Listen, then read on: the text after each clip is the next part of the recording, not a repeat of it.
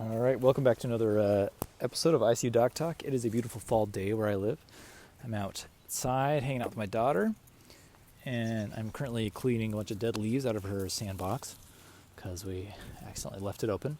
But probably one of the last beautiful days of the year. No, we'll probably have a couple more where I live in the United States.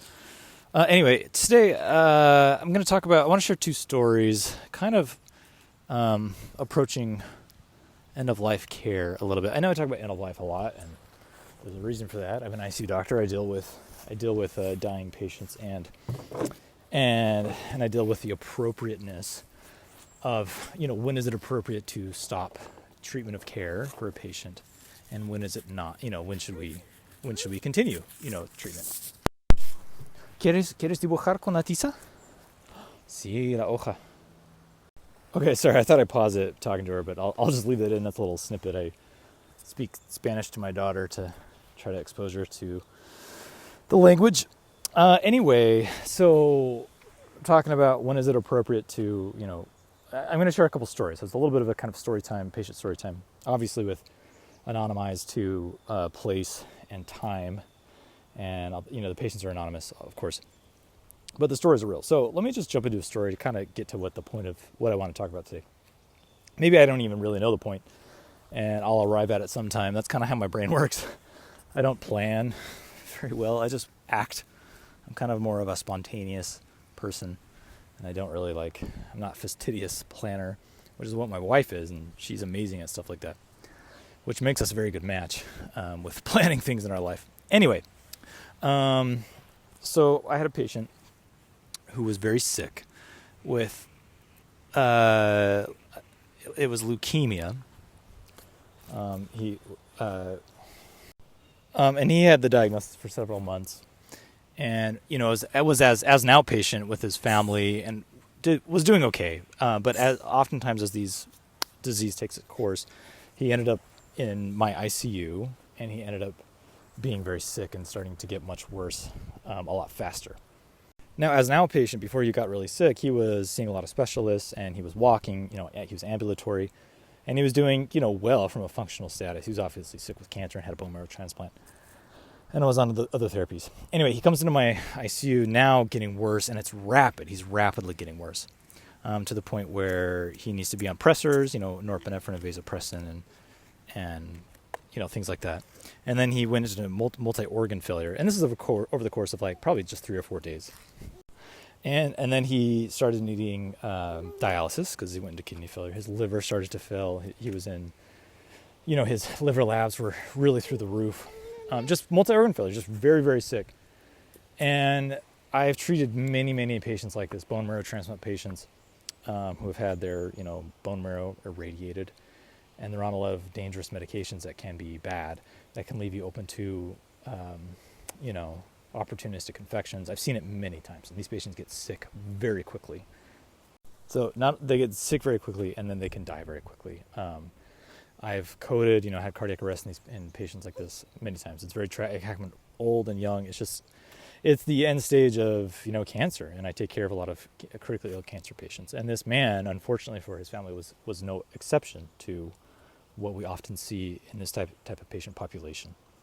Now, when someone's early in their critical illness, in the first couple of days, there's no question about, should we continue treatment of care? Is this appropriate? Of course, when someone they're getting active chemotherapy or radiation, or they've had a bone marrow transplant, or they've had other different types of cancers, and they're getting active chemotherapy, we do our best to keep them alive. We're gonna do what we need to do in critical care medicine to keep them alive, if that's what the patient wants and that's what the family wants. We do that. So basically, we keep patients alive, if they get really sick really fast, obviously. And there's no question, is this the moral or ethical thing to do? There's no question. Of course it is. There will arrive a point, and it all depends on what that body is going to do, how sick it is, how is it going to recover. There arrives a point, and it can come rather quick, when, in my mind, it's not just my mind, but the rest of the care team, where we start thinking, are our efforts futile? Is what we're doing, is this futile? And should we stop? These are things that this can start naturally popping up in our minds. And it's a totally appropriate thought, obviously, in my opinion, for us to have these thoughts. it shouldn't influence care, and it doesn't. But it's usually around this time that then we start engaging in the family or with the patient themselves in an active dialogue. Okay, is this the right thing? Should we be doing this? Help guide us about what's the best thing for your loved one. I've had patients that are totally with it, that are young, that they're clearly dying, and there's nothing that we can do. And our oncology colleagues are not offering radiation anymore because they feel like it's futile. And I've had a young man, I remember, where I went to his room. We were keeping him alive, and I was like, and he had BiPAP on, so he could still talk. We just took it off, and I said, I said, I believe you're going to die soon here in the next few minutes. And we had a conversation, and the nurse was with him, and he passed away. So that happens. I mean, of course that happens. But anyway, let's get back to this other patient that we're talking about. So he goes into multi-organ failure really quickly. And in my mind, should we keep treating this patient? Yes. Unequivocally, yes. Because he's so early, he might turn around. I don't know if he has an infection. And by the way, it's pretty inexplicable why he's so sick. I don't know if it's an infection, because nothing's grown on cultures. I don't know if it's like acute liver failure. If it is, why does he have acute liver failure, right? So we have no idea why this is happening. No idea. Much to the family's dismay. Of course, right? That's very upsetting to families and healthcare professionals if we don't know what's going on.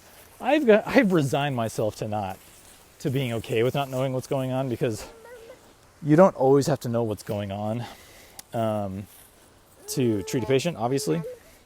And I would argue that sometimes it gets in the way when we try to be like, oh, what's the diagnosis? It kind of puts blinders on people, because a lot of times people will try to find multiple things are going on in a patient. Like, oh, things are failing. Like, oh, okay, well, this could be attributed to that could be attributed to this. It's like, it's probably just one thing that probably is driving everything. Occam's razor, which is a very important principle in medicine. Like, the most likely explanation assumes has the least amount of assumptions. It is very true in medicine, which is something I should talk about. I should dedicate an entire episode to Occam's razor. Anyway, my point is, I sometimes we get bogged down, like, what's the diagnosis? What's the diagnosis? Which obviously you need a diagnosis. In critical care medicine, sometimes you just can't have it. You don't have the luxury of knowing what's going on. And you just got to keep the patient alive and hope that you figure out what's going on, or their body will recover and to buy you more time. Now, having said that, I'm not like anti-diagnosis or something like that. Like, don't send me emails about that.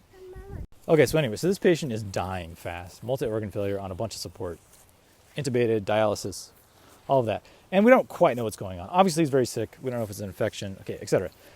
So the reason I bring this up is that his family is very upset about his care, leading up to this point, and currently his family is upset about the care that he's been receiving. Now, that's always a complex issue that always needs to be addressed and always talk about. If a family member has a problem with care that they're receiving, I'm going to sit down with them and hear everything that they have to say and address everything that they have to say, as long as it takes. Okay, so, and this is, no exception with this family. They're upset, which is fine. And I would never complain about that. And I don't bring the story to complain. Obviously, I would never bring up a story on a podcast to complain about a patient's family. That's not the point of this story, just to be clear. So we have a family conference meeting with myself as the critical care attending, and our NP and a resident, I think. And then we have our oncology staff who's leading the therapy for the patient's leukemia. And we have the patient's family there, and it was his two sons that are there. So, and the goal of the meeting is not to discuss, hey, should we keep treating this patient? We all think we need to keep treating the patient. The goal of the meeting is they want to understand how we got to this point.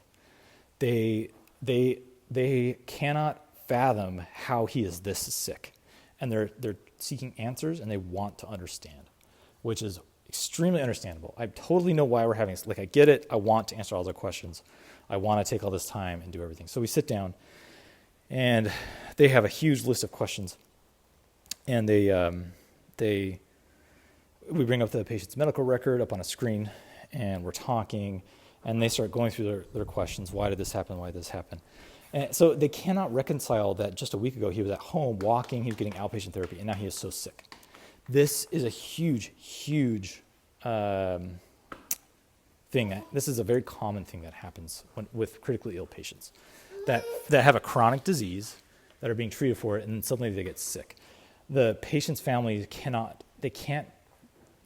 understand. We get this tunnel vision. Maybe tunnel vision is not the right word, but we just get these like blinders on that like it's like a new normal. You get used to a new normal. Okay, they're chronically ill, but they can do this.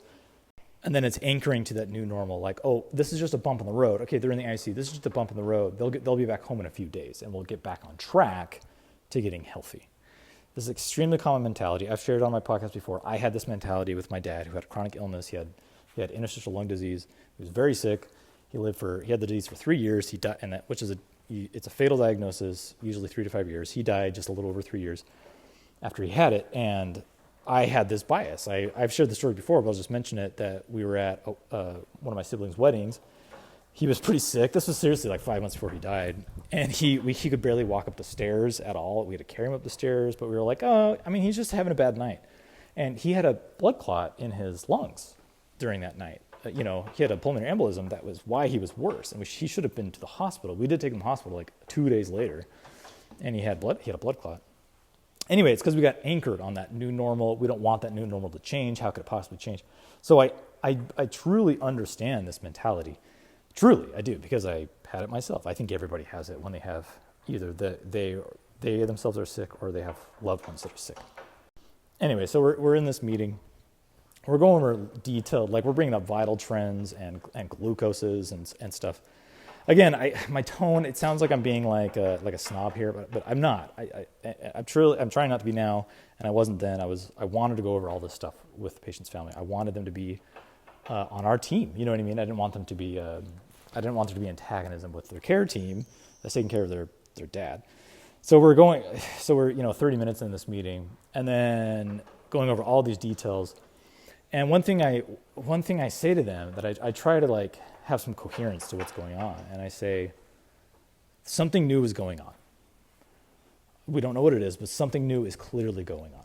That is the explanation. It's just something new is going on. There's not anything we can pinpoint. It wasn't that he missed this appointment, or there wasn't this person at the appointment, or whatever. Something new is going on, and he's in multi-organ failure.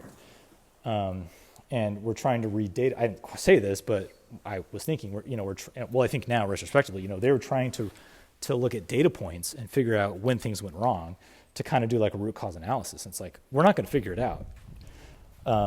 We can't get that granular with data from the medical record to figure out why he's this sick. But the only thing I could offer them is something new is going on, and he's very sick. We are in a new paradigm. I have no idea how effective that communication was. The reason I have no idea is very soon after I said that, a nurse practitioner comes into the room and says, "Doctor," referring to me, you need to come right now. And I saw the look on her face, and I was like, oh, a patient on the ice in my unit is doing really poorly, and I need to go right now. And I said, excuse me, to the family, I need to leave right now. So, of course, what patient is doing bad? It's, of course, this family's patient who's doing bad and is about to go into cardiac arrest. So I arrive at the patient's room. He's in like a wide complex rhythm. His last potassium, just taken recently, it was like 7.0, despite being on continuous renal replacement therapy dialysis. So despite being on a bath, a low potassium bath to get potassium out of his body, his potassium was still high, and he goes into wide complex rhythm, and then he goes into cardiac arrest, which presumably from hyperkalemia. His potassium's too high because his renal failure, and his body is dying at such a rapid rate that our therapies are not keeping up with it. So he goes into cardiac arrest. So we proceed with the code. I run the code. The code blue. In the United States, we call it cardiac arrest a code blue. So we're running the code, and of course I have an amazing ICU team. All the nurses, everybody's incredible. We all know each other. It's just going very smoothly. But by smoothly, I mean it's being run well. But that doesn't mean he's doing well. So we're doing chest compressions, switching that out. We're giving all the different therapies, epinephrine, and giving him a bunch of insulin, tons of insulin, to try to get his potassium down, because I'm suspecting it's hyperkalemic arrest. Gave a lot of insulin.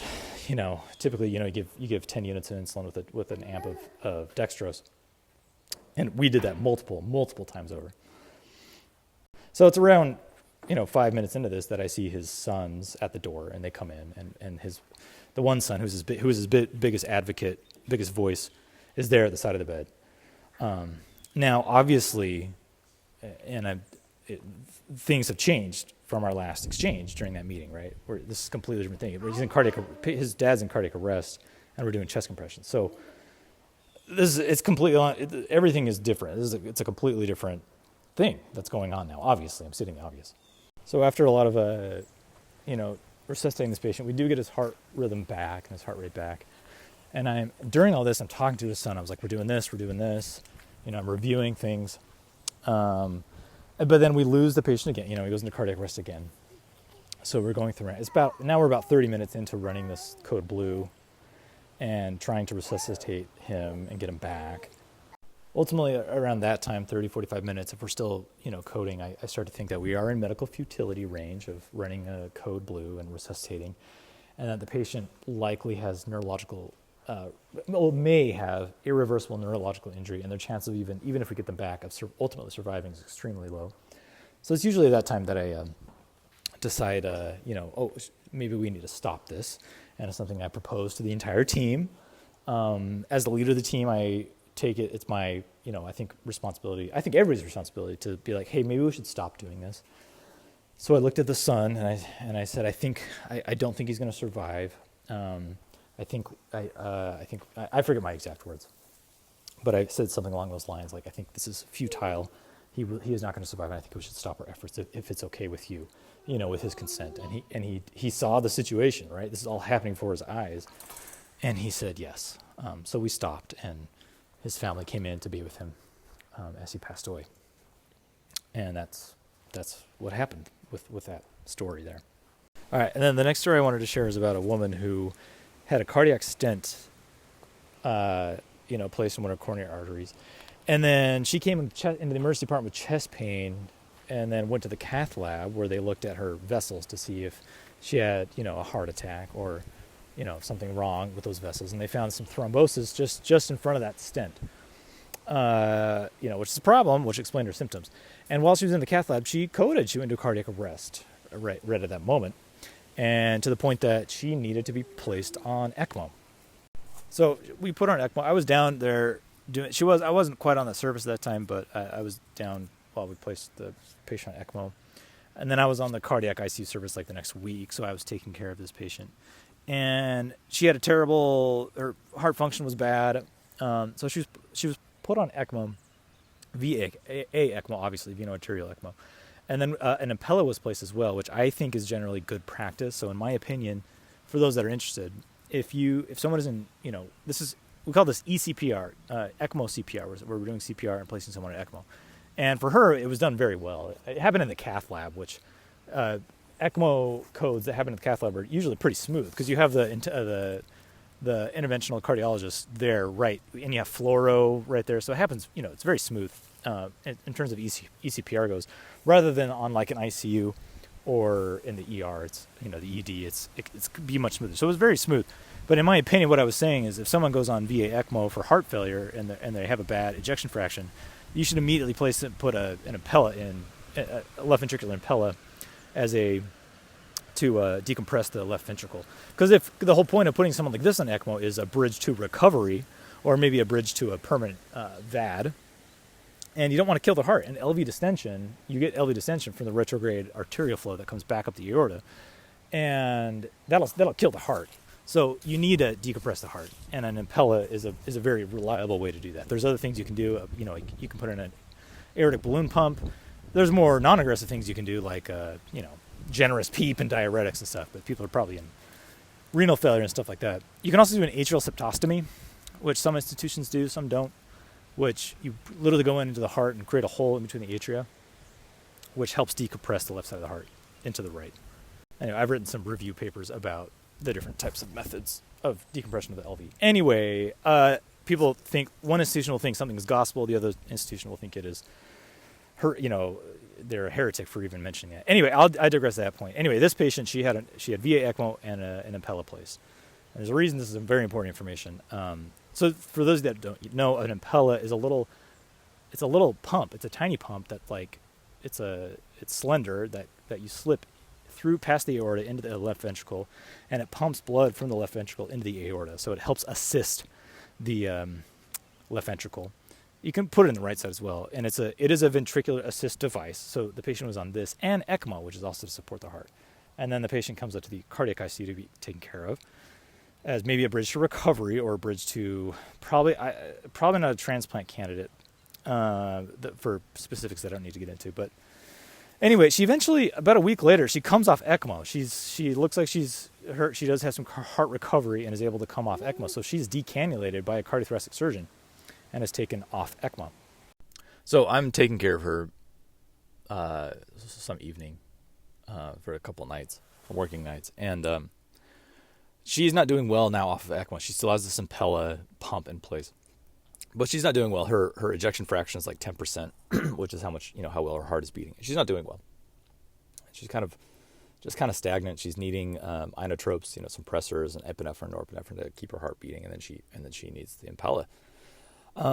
So about my third night taking care of her, she clearly starts going into worsening cardiogenic shock, and her kidney failure. Her kidneys start to go, and I take a look at the Impella, and it's not working very well. It's having suck downs, if you're familiar with that, but it's just not, the pump is not working as it should. We're not getting the flows that we should be getting. So we have I called the cardiothoracic surgeon who placed the Impella to come in and adjust it, and we're trying to adjust it, and it's just this long ordeal, and the patient's not doing well. And then the patient goes into ventricular tachycardia and codes, and I think we shocked her once and gave her some lidocaine and amiodarone, and resuscitated her, got her back, adjusting the Impella in and out. It looks like it's placed correctly. It definitely is placed correctly. It's still not functioning correctly. So maybe something's wrong with the device. Also, the patient's heart it's just not doing well. On top of all this. So the patient goes into cardiac arrest again. We code. We're trying to get a hold of the patient's daughter. Things are obviously not going well. And so as we're doing chest compressions for, this kind of the second code blue that we're in, and we're doing the best we can, in my mind, I'm thinking this patient does not have an out. In my discussion with the cardiothoracic surgeon, we decided this patient is not a candidate to be put back on ECMO. The reason is this patient's not a heart transplant candidate, and there's no out to go back on ECMO, and the patient is not surviving currently. We can't get an Impella replaced because we can't get the patient out of the room. She's too unstable to go anywhere else. So together we make the decision that this is becoming futile care, right? And we decide, okay, if we get her, usually at this point when I'm going towards futile care, and usually with family at bedside, which the daughter wasn't there, but at the time it was late at night. I usually say, let's do another round of chest compressions, and if we do not get the patient back, then we will cease our resuscitation efforts. I think that goes well from my perspective with everybody, because it's declaring, hey, here's where we're at. And we'll leave it up to fate. I kind of we'll leave it up. We'll see. Hey, we'll get this patient one more round to see if they come back. If people are faith based, right? If a family is there and they're faith based, they're obviously praying, and maybe there's even staff praying, right? And so it gives them a chance to have that to engage with their faith if they do have faith. Whatever the form of that faith is, whatever denomination, it gives them a chance to. It helps. But what I'm saying is, it helps them come to terms with what's going on. It gives them a chance to engage with their faith. So when all is said and done, and we don't get the patient back, they at least they have the feeling of, we did the best we could, and it was just fate, or it was God, or whatever, and it just wasn't meant to be. So I do think that helps a lot. And I also legitimately hey, let's see if we get this patient back one more time. And if not, I legitimately think it's an okay thing to do as well, from a medical standpoint, not just from a optics or perceptive standpoint, if I'm making any sense. Anyway, obviously the end of the story is we don't get the patient back, and we decide as a healthcare team together, without the family's input, that we will cease our efforts. So without the family's input, that's the main reason I'm bringing this story up compared to the other story. So in this story, and the patient passed away. We decided we as a healthcare team we have the ethic, the onus is now on us. It is our ethical duty to decide we should cease our resuscitation efforts with this patient. I do this all the time. And when I bring it up with the care team, I say, hey, I think we're in the realm of medical futility. If everybody was okay with it, I think we should stop, or we'll do another round of chest compressions, or we'll do 5 more minutes, whatever. And I'm like, if anybody has any opposition, please speak up. If anybody has any other ideas, please speak up. Now, I do that. I say these things because I want everybody to be on the same page. I want to make sure we're making this decision with consensus. It's not just me dictating. Make sure I'm not just getting some sort of tunnel vision. I'm missing something. And also morally, right? So I do this stuff all the time. I also personally don't want the moral injury and the moral burden of deciding when to stop someone's efforts to let someone die. Like, I don't want that decision just on me. And nobody should have just that one decision on them. So I make sure everybody around me that is taking care of the patient, that we all make the decision together, so that we're sharing that burden together, so that not one person has to take that moral baggage home with them and live with that. It's very important. All right, and then I want to share one more kind of brief story of another end-of-life care where this is a patient that I did not know. I was called into a code blue, cardiac arrest, patient on the floor, and I come into the room, and the code is already kind of going. There's chest compressions going on, and I hear that the patient has cardiac amyloidosis, which that portends poorly. If someone's in cardiac arrest and they have cardiac amyloidosis, like if I just hear those two things together, I'm like, their heart's in a really bad state, and they're probably at end stage, heart failure, and they're probably not going to survive the code blue. That's kind of my initial impression. Sorry to laugh there. I don't know why. Anyway, so we did chest compressions for a long time. This is a long code. It was going, I don't know, we were about 30 minutes, giving astronomical doses of epinephrine. 1 milligram amps at a time, boom, boom, boom. I mean, his bed was littered with epinephrine vials. I don't even know how many milligrams we gave, probably 15 milligrams total, which is unbelievable amount. Calcium chloride and bicarbonate, all that stuff. And none of that is unusual, in my world. The reason I bring this story up is this patient's daughter was there the whole time while the code was happening, and she was, seeing everything that was going on. And I will never, for some reason, this was so poignant. This was such a beautiful moment for me to witness. I feel so privileged to witness this. But she was standing at the side of his bed while we were working on him, very strong. And it's okay to not, meaning like she was holding his hand and saying, I love you, Dad. You're doing great.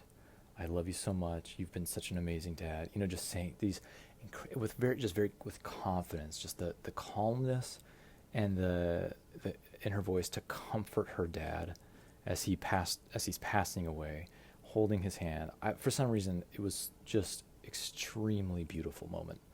I just won't forget the feeling how impressed I was with this person whose dad, before her eyes is dying, and just to have that, I don't know, that security, and not that, and of course, I'm not saying you have to be like that if you're standing with your loved one, dying, right?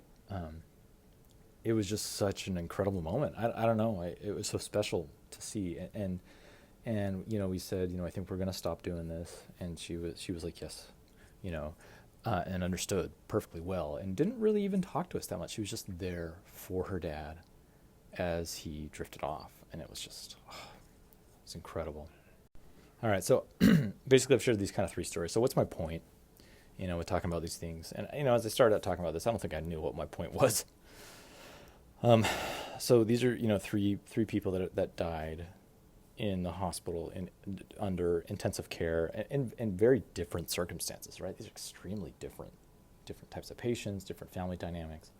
One, the first story, the family is just completely, they're just trying to understand how he got here, why is he at the, trying to do this evaluation, this analysis, when in fact he is dying before our eyes and does die while we're even talking about this. The next patient, there's someone who's just, it's futile care and the family's not even around, and we have to decide to then stop care. And the next one is just, we did our best efforts and everybody agreed and was on the same page that the patient, and just passed away. So what's my point is there is not one way to die. There is not one appropriate way to die. It is customized to what that family wants. That's the point. The point is, just because something has been done this way with one patient's family or this patient's family or that patient, if you're in critical care, if you do what I do, if you're a critical care nurse, which by the way, critical care nurses are vital in end-of-life care, right? They're experts at having patients pass away peacefully and also being involved in the end-of-life discussions with families. They're amazing. They should always be part of the discussion. They should always be invited. Whoever that nurse is taking care of that patient, or if the charge nurse would like to join any family meetings, they should. They're extremely experienced doing these things. So my point is there's no template. So these are 3 stories. You know how many stories I can share that are all different? All of them are different. And it is my job and my task and those like me in this position to meet patients and meet their families wherever they are at as they approach end of life, and to be full of as much understanding, as much compassion as possible, to make no assumptions and to serve them and serve their patient's family. One thing that tends to bother me, and I get it, but when I'm in like the ICU and there's a patient who's been getting not too much care, that's the wrong way to put it. They clearly are not going to survive, and we're keeping them alive. And it's very obvious to everybody except the patient's family. And maybe it is even obvious to them, but maybe there's reasons that they have decided not to stop care. But anyway, everybody is like, what are we doing? And everybody starts to feel this ethical conundrum, whether it's the bedside nurse or whether it's the respiratory therapist, or if it's an ethics committee, getting involved, where they're like, what are we doing? We need to stop doing this. This isn't good. Where the patient is suffering. And a lot of that gets directed towards me, the ICU attending, which I understand, right? I'm an agent of change in the ICU. It's my job to like spearhead, like, hey, we should do this, we should do that. So I understand why it's at me, but what bothers me is like all that comes my way, and all I can say is yes, I agree, but it's not my job to come in and say we're done here and to stop things. That's not my job. Now you could debate me on that, maybe that it's done differently in different countries, but from my lived-in experience and where I live and where I've worked and where I've trained, all these things, of course, inform who I am and how I behave. It is the patient's family, and it's our job to accommodate them as much as possible, be honest with them as much as possible, to not insult them, to be transparent, to not have ulterior motives, but to just lay everything on the table. I freely express my opinions. Oh, do you think my loved one's going to survive? If I don't, I say no, I don't. I don't think they will. But I'm not going to just come in and be like, we're done here. It's a decision that if the decision has not been made before I'm on the service, why day one when I'm starting the service, I'm not going to suddenly change anything unilaterally. I'm not going to make a decision, say we're done. I'm going to do my best to coordinate things, but I may be on the service all 7 days and that patient is still on like ECMO, and they shouldn't be, and it's probably unethical that they're on ECMO. Anyway, I'll leave that at that. I know I left that kind of vague. Anyway, that's all I got today for that. Let's move on to the book. Let's see what we're going to talk about. All right.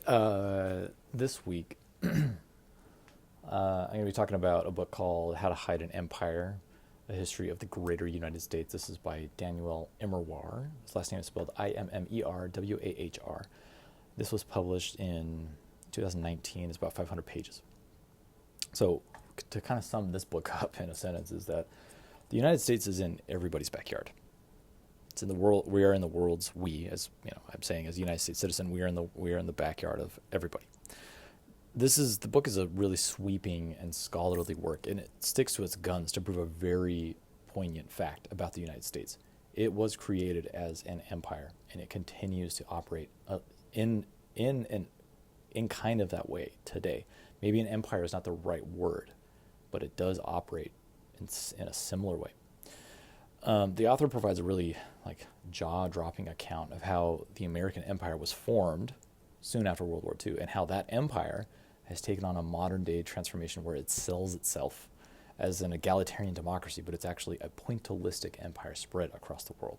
So empire might not be the right word, because it's something new. What the United States is something new. This globalized world order that the was created, after the Bretton Woods Conference, is something new, and calling it a pointillistic empire, that it's spread across points across the globe, to me is accurate.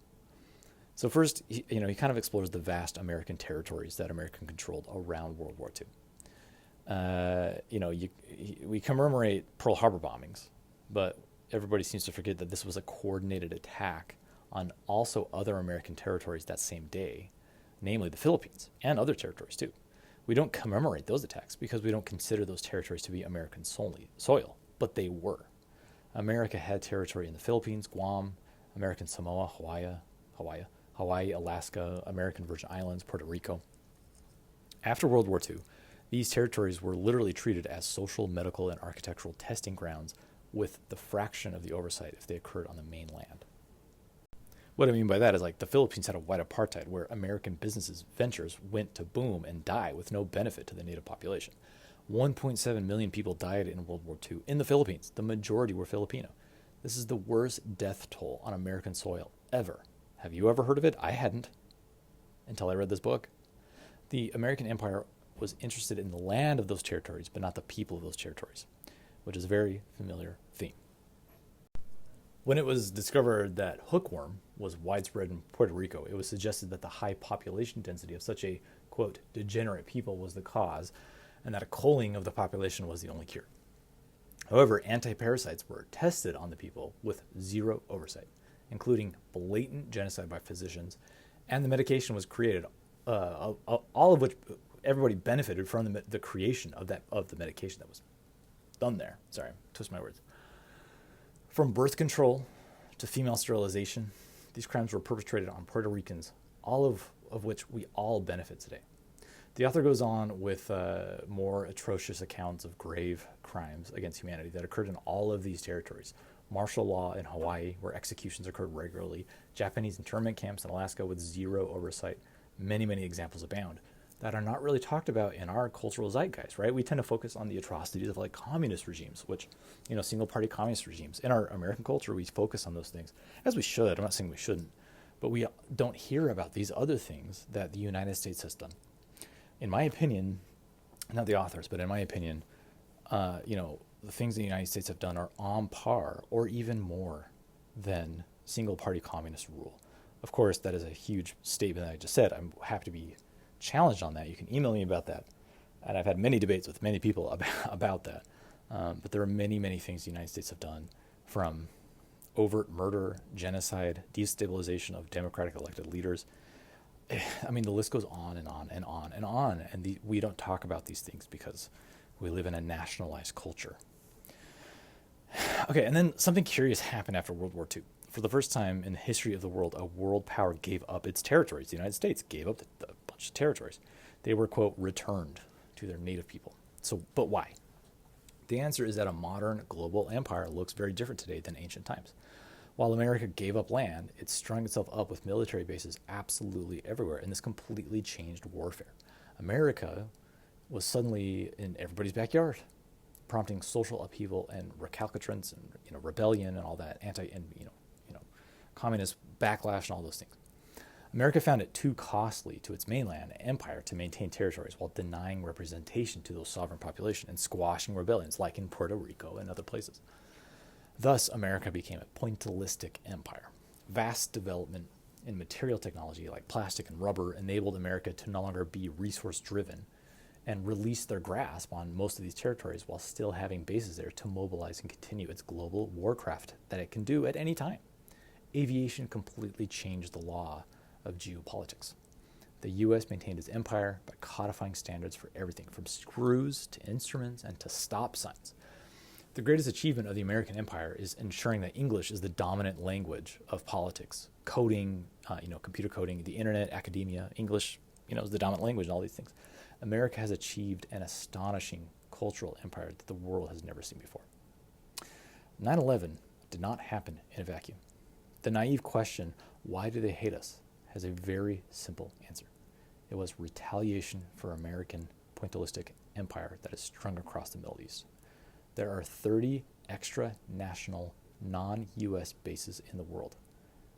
There are 800 American bases around the world. Let me repeat that.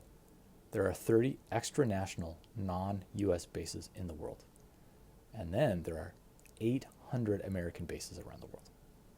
Just compare those numbers. This book was great.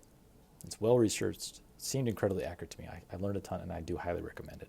Two other books that are similar to it that I don't think I've talked about on the podcast, which I will, are Confessions of an Economic Hitman and The Jakarta Method. Both very good books that are in the same vein. All right. Anyway, I think I gotta stop this episode. I know I try to leave times for questions, but I just kind of gotta get on with my day. So I think I'll call this episode a day. But I do appreciate everybody emailing in. I think I'll do a whole episode of just addressing some email questions and topics. I think I'll save some emails just for a whole episode about that to get to people that do write in, which I do appreciate. If you write in to the podcast, I definitely read your emails. Whereas my social media account, TikTok, I don't see everybody. Like if people message me or they comment, the chances I'm going to see that are kind of low.